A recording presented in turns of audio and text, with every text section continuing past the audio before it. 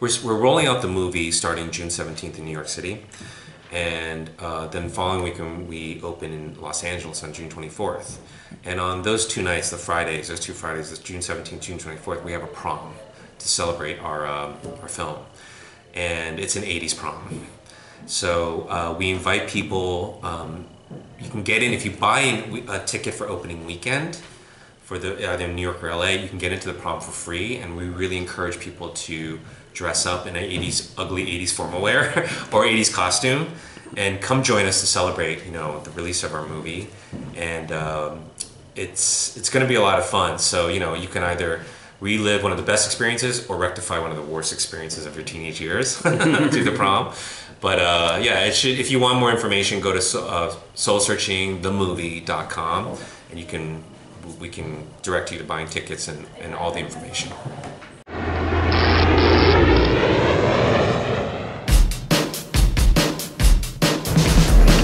Attention students, welcome to summer school in Seoul, Korea, where you will learn about your heritage and make friends from around the world. Hi, I'm Sergio from Mexico. Sid. See? Sid, S-I-D. I'm Klaus Kim. Klaus? I'm from Hamburg. I have a really important question. Where are the señoritas? Girls ready to party or what? Should we bring the booze, said Muffin.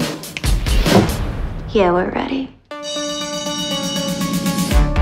Yo, how you guys party with the ladies last night? Crazy party. Drink up, Mr. Vicious. Looks like the Korean version of Robert Palmer. I want to eat it. Daría lo que fuera para lamer cada parte de tu cuerpo. Do you speak any Korean to your parents? No, I'm adopted. I fight her? Don't tell me you're afraid to fight a girl. What's your problem? I know what my problem is. Everyone knows what happened between you and Grace last night. I just feel really uncomfortable right now.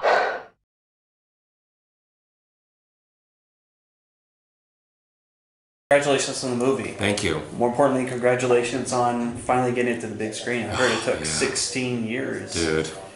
Which, I mean, sounds like the norm for most movies these days. Getting to the screen.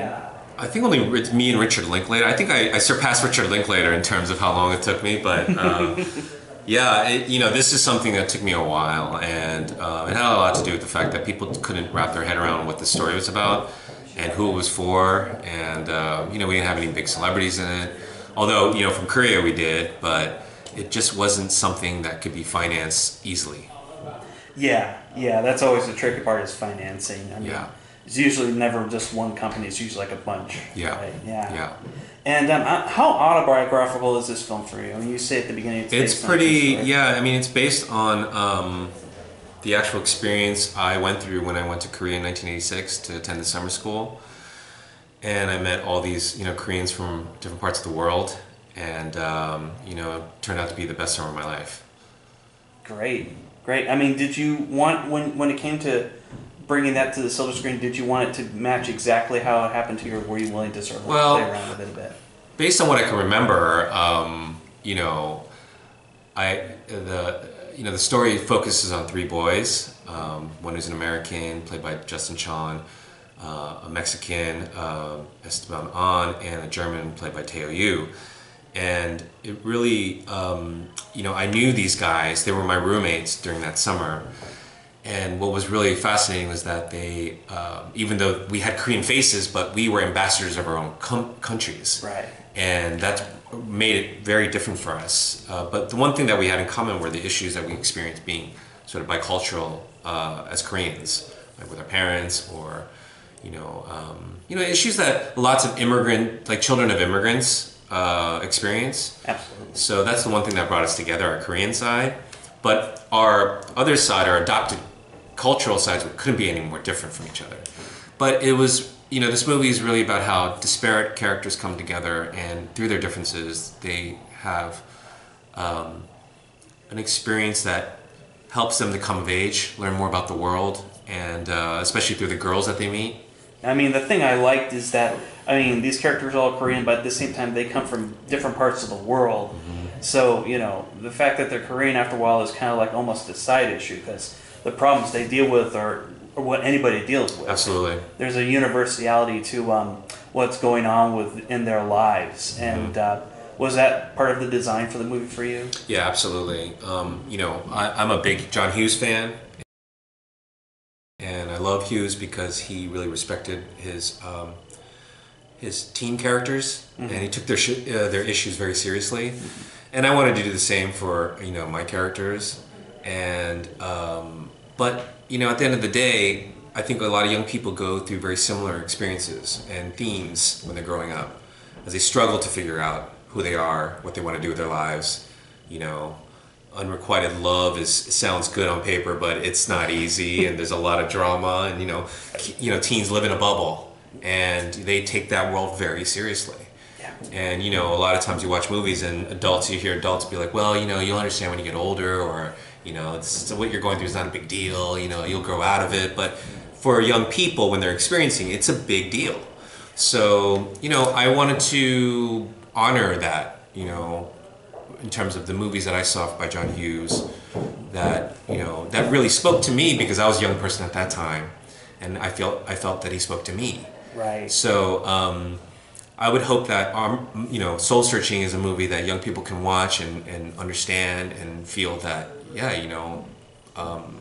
everyone's issues should be taken seriously, regardless of what age you are.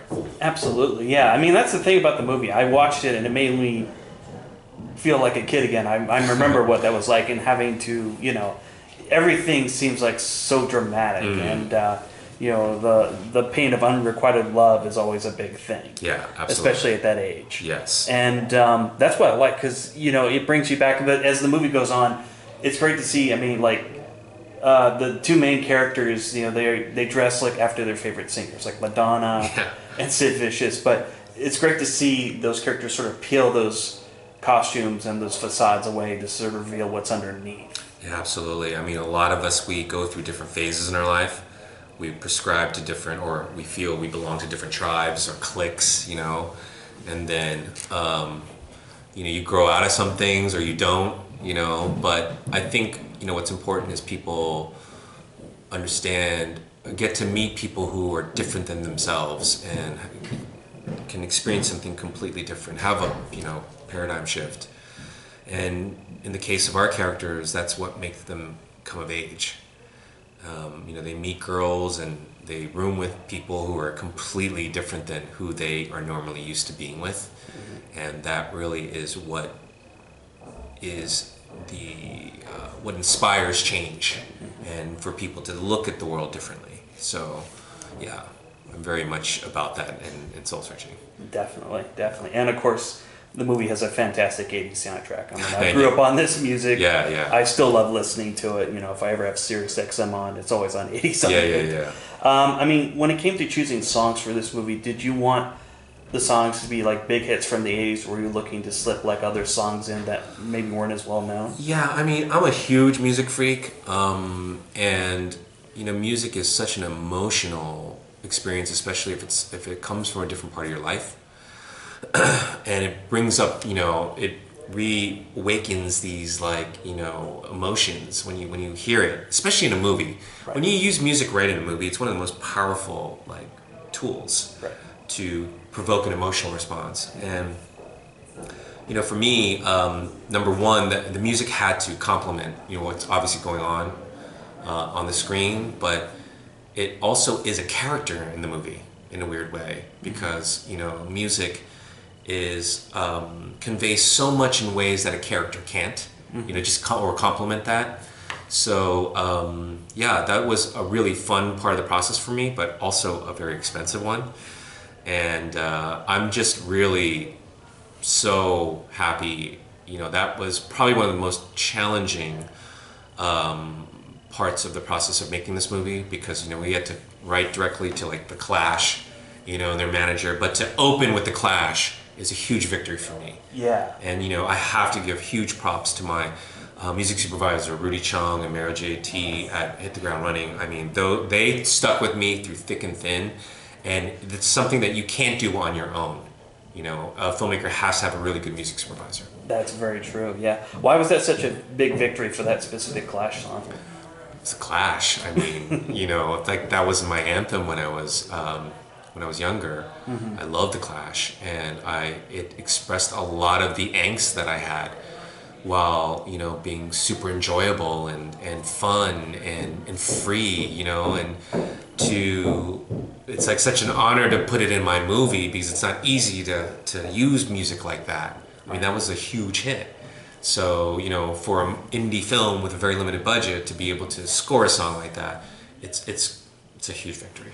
Yeah, absolutely. Yeah. And also, I mean, in your homage to John Hughes movies, were there things you were hoping to emulate more from those movies, and were there things you were looking to avoid as well? No, not really. Teen comedies from the 80s, if it's Fast Times at Ridgemont High, Cameron Crowe's movie, which is amazing, they weren't typical teen movies that we were used to seeing, like the Porky's or the Meatballs from before. Those are more like teen romps. And then, there was this era in the 80s where teen films become much more like sort of like aware of teen issues, and they took them seriously. And then they went back to like an American Pie kind of thing, right? So there are these, but there's these tropes though that exist in teen comedies from the 80s or coming of age films, and it always involves like a character who's like the two, like a girl and a guy from different sides of the tracks, and they get together, and try to transcend the pressures of their own tribe or cliques, and then it always like culminates in like a prom, Right. And either they get together or they realize they were actually fall in love with somebody else. Right. And I love that formula. But what was great is that we actually went through that in our summer program. Right. Because there's always that big party at the end, and we had it, and it wasn't so hard to emulate that formula. But there's also stylistic choices you make, that is a combination of music and editing and energy in a film that is very 80s in this film. So I'm proud of that. Yeah. I mean, it's definitely. I mean, I love the end with the prom, and you have If You Leave playing in the background, and True, Spandau's Ballet's True, because those are like, you can't do a prom scene without that. Exactly. Even if you didn't like the song, you got to do it. Yeah, exactly. That's great. And then, I mean, there are certain lines, like one of the characters at one point says, our dad should get together and arm wrestle. Kind of like when Bender tells Emilio Estevez, I think your dad and my dad should get together and go bowling. Oh, that was a nice little touch. Oh my gosh, I don't even remember that line until you reminded me of that. Oh yeah, okay. Okay, so you know what? There are influences either consciously or unconscious. Gosh. Yeah, wow. Yeah. Unconscious is definitely, It's always, things like that are always swimming around the unconscious. Wow, for sure. You just blew my mind. Oh wow. I was like, okay, I guess that's where I got it from. Wow. Yeah, but it's great to see. I mean, how like teen movies in the 80s evolved. Where I don't know if you had seen Pump Up the Volume at all. Yes, Christian Slater. Christian Slater, great. Yeah, my all-time favorite teen movie because that's so related. It's a great to movie. that. Heathers is another great movie. Christian Slater. Yeah, Heathers is a great movie too. And what's fascinating about the characters, like they come from all places in the world, but was there something specifically you wanted to get across universally with the characters? Yeah, people tend to conveniently group people, or categorize people. Yeah. And for me, I'm making this film with different. It can be labeled an Asian American film because of the Asian people in English, speaking English, and I'm an American who's Asian. But when you look at this film and you see how you've got these Asian characters who look alike because they're ethnically the same, but from vastly different cultures. There's diversity within diversity. And this is the world we live in right now. And even though it's a retro film from the 80s, but it's a very modern theme in respect to like, wow, there's people who live all around the world, different multicultural cultures, in countries all around the world, and this is the reality now. You're not just Asian American. You can be Asian German, or you can be a French person living in South America, or you can be a Brazilian living here, and it's like, you can't define people anymore in just like one label. And I think that diversity is not just about multi-ethnic, it's about where you're from, you know, and what you believe in, you know. So I think you know, the main message in this film is that, you know, there's so much we have, there's so much that makes us different, but there is so much that we have in common regardless, right, you know, of where you're from. And that's what binds people, I feel. And that's what I think what's great about movies. You can point that out. Absolutely. Yeah, I mean, that's the thing I loved about the movie is that, you know, regardless of where these characters come from, what they're dealing with is very universal. Mm-hmm. And it's not, you know, like the pain, the joys and everything. Doesn't matter what culture you're looking at. It's something everybody experiences. Absolutely. And that's what really shines through about the movie after a while. Thank you. You bet. Thank you for your time. Is it true that you've been telling everybody? Get out of my face. Do you have any memories of your natural parents? My mother. Have you thought about finding her? See, put your foot down. No.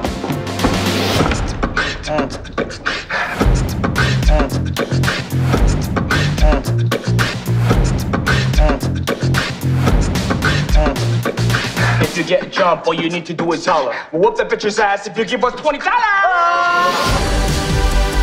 In a weird way, Mr. Kim reminds me of my dad.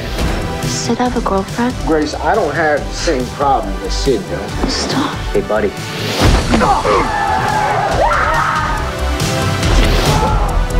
Why do you hate me so much? Why don't you tell me about your father? Why? I'd like to try to understand you. There's so much I want to say to you, but I can't seem to find the right words to say. Take it easy on yourself. Can't always be around to save your ass. Sergio, a dream about beautiful girls. Hey, tranquilo. Let's celebrate our destiny.